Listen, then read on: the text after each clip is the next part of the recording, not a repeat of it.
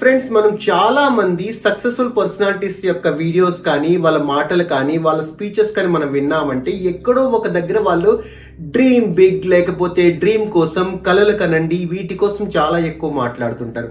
APJ Abdul Kalam లాంటి మహనీయులు కూడాను తను చేసిన ప్రతి ప్రసంగంలో ప్రతి యూనివర్సిటీ, ప్రతి కాలేజ్, ప్రతి స్కూల్ ఎక్కడెక్కడైతే ఆయన ప్రసంగించారో అక్కడక్కడ ఆయన డ్రీమ్ అని చెప్పి ఎక్కడో ఒక దగ్గర పూర్తి ప్రసంగంలో ఎక్కడో ఒక్కసారైనా ఆయన ప్రస్తావించేవాళ్ళనమాట.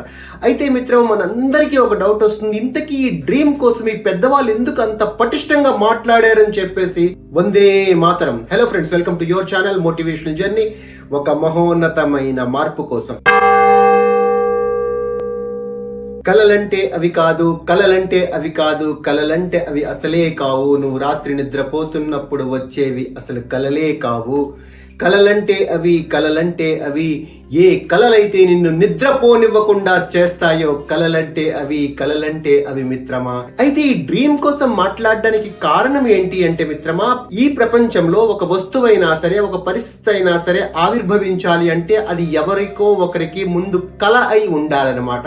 ప్రతి ఒక్కటి మిత్రమా, ప్రతి సక్సెస్, ప్రతి అచీవ్మెంట్ ఎవరిదో ఒక కల అయి ఉంటుందన్నమాట. అందుకే పెద్దలు ఎప్పుడు కూడా కల కోసం మాట్లాడుతుంటారు. కలలు ఎంత పటిష్టమైన ఒక్కసారి ఆలోచించండి మిత్రమా.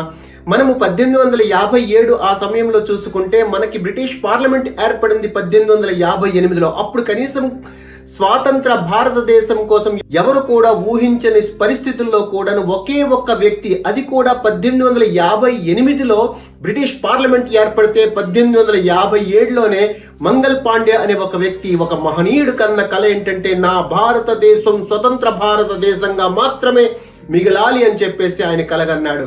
ఆయన కలగన్నది 1857లో అయితే 1947 కల్లా మళ్ళా మనం మన స్వతంత్ర భారతదేశాన్ని దక్కించుకోగలిగాం. 90 సంవత్సరాలు పట్టినప్పుడు కూడా ఒక కల మాత్రం సాకార రూపం దాల్చుకుందనమాట. రైట్ బ్రదర్స్ కలగన్నారు ఏంటని, మనిషి పక్షుల్లా పైకి ఎగరాలి, ఆకాశంలో ఎగురుతూ వెళ్ళాలని చెప్పేసి. ఆ కల యొక్క సాకార రూపమే ఈ రోజు మనం అనుభవిస్తున్న ఏరోప్లేన్. అలాగే థామస్ ఎడిసన్ అనే ఒక వ్యక్తి కలగన్నారు, చీకటి పడిన తర్వాత కూడా ఈ ప్రపంచంలో వెలుగుండాలని చెప్పేసి. ఆ కలల సాకారమే ఒక బల్బ్ ఆవిర్భవించింది అనమాట. లెటర్స్, ఫోన్ కాల్స్, టెలిగ్రామ్ ఇవన్నీ నడుస్తున్న తరుణంలో మన దగ్గర ఒక పరికరం ఉంటే ఆ పరికరం ద్వారా అవతల వ్యక్తికి ఆ మెసేజ్ వెళ్ళాలని చెప్పేసి ఒక వ్యక్తి కలగన్నాడు. ఆయన మార్టిన్ కూపర్ అనే వ్యక్తి. ఆ కలే ఇప్పుడు మొబైల్ రూపంలో ఆవిర్భవించింది మిత్రమా. అలాగే ఈ ప్రపంచంలో ఏ సన్నివేశం జరిగినా, ఏ గొప్ప విషయం జరిగినా సరే దాని వెనుక ఒక వ్యక్తి యొక్క కల ఉంటుంది మిత్రమా. అందుకే ఎప్పుడు కూడా పెద్దలు కలలు కనండి, కలలు కనండి, కలలు కనండి, డ్రీమ్ బిగ్ అని చెప్పేసి అబ్దుల్ కలాం అంతటి మహనీయులు చెప్పేవారు. కానీ మిత్రమా, కలలు అందరూ కంటారు, కానీ కలలు ఎవరు సాకార రూపంలోకి దాల్చుకోగలరంటే దానికి ఒక ఫార్ములా ఉంది. అది ఏంటంటే 3D ఫార్ములా అంటారు. ఆ 3D ఫార్ములా ఫస్ట్ డి ఏంటంటే డ్రీమ్.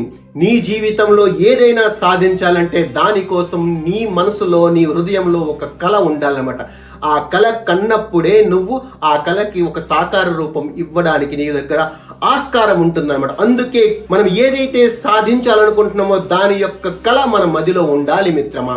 దీంట్లో సెకండ్ డి డిటర్మినేషన్. దానికి ఒక చిన్న ఉదాహరణ మిత్రమా. ఒక గురువు గారికి ఒక అబ్బాయి అడిగాడు అనమాట, గురువు గారు ఈ డిటర్మినేషన్ అంటే ఎలా ఉండాలి అని చెప్పేసి. అప్పుడు ఆ గురువు గారు అన్నారు, నువ్వు నాతో రా అని చెప్పి తీసుకువెళ్లారు.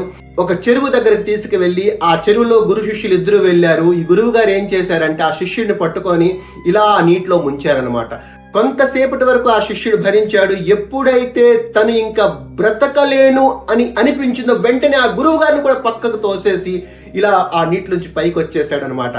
అది డిటర్మినేషన్ అంటే ప్రతి ప్రాణికి కూడాను బ్రతకాలి అన్న తపన ఎంత ఉంటుందో, నీ కల సాకారం కావాలన్న సంకల్పం నీలో అంత బలంగా ఉండాలి మిత్రమా. అప్పుడే ఆ కళకి ఒక రూపం వచ్చే అవకాశం ఉంది మిత్రమా. ఈ 3D ఫార్ములాలో చివరి డి అయిన డి ఏంటంటే డెడికేషన్ మిత్రమా.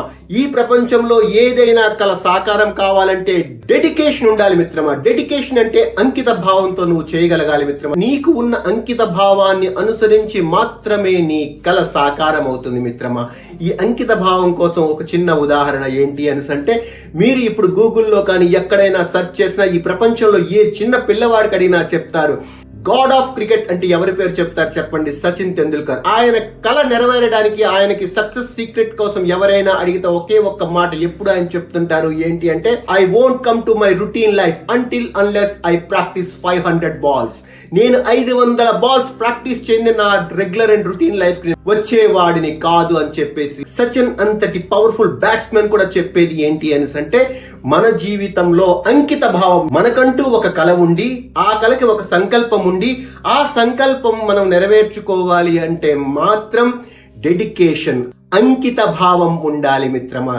So finally dream, determination and dedication, ఈ 3D ఫార్ములా మీ జీవితంలో తప్పకుండా ఉపయోగపడుతుందన్న నమ్మకంతో మై డియర్ ఫ్రెండ్స్, ఈ వీడియో చూసే ప్రతి ఒక్కరు కూడాను ఉన్నతమైన కలలు కనాలి, ఆ కలలు సాకార రూపం దాల్చాలని ఒక సంకల్పం మీలో ఉండాలని, ఆ మీ సంకల్పం నెరవేరాలంటే అటువంటి అంకిత భావం మీకు ఉండాలని కోరుకుంటూ, భారత్ మాతా కీ జై.